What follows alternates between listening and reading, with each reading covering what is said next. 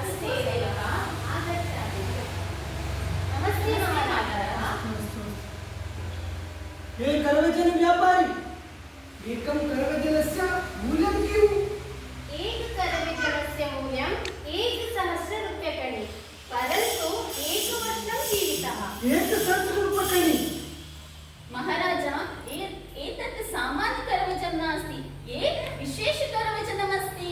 विशेष करवचनम्? अतः अधिकमूल्यं नास्ति। एक करवचनं ददातु। स्वीकरोतु महाराजः। धनं स्वीकरोतु। अस्तु महाराज। पश्यन्तु, एकं स्मरस्तु, करवचनं भग्नं भवति चेत् भवतः शिरच्छेदं करोमि। अस्तु महाराज, धन्यवादः। सुन्दर करवचनं, विशेष करवचनं।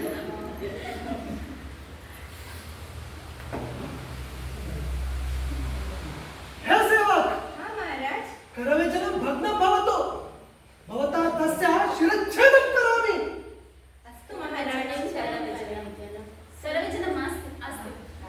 आवश्यकं वा? व्यापारी कुत्र अस्ति?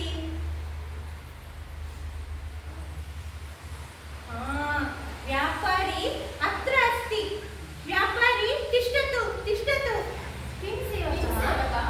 महाराज आह्वयति। आगच्छतु। नमस्ते महाराजः। करवचनं भग्नम् अभवत्, भवता शिरच्छेदम् आद्य निश्चयं भवति, अथवा दुष्टम् असत्यम् अथवा वचनं करोमि वा? न महाराज, असत्यं न वदामि।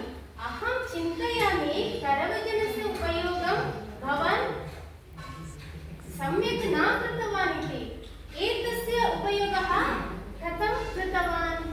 पश्यन्तु, एवं कृतवान्। महाराजः, करवचनस्य उपयोगम् एवं नास्ति। करवचनं मुखस्य पुरतः आनयतु, परन्तु मुखम् एवं करोतु, तदा करवचनं भग्नं न भवति। अतीव चतुर अस्ति। धन्यवादः।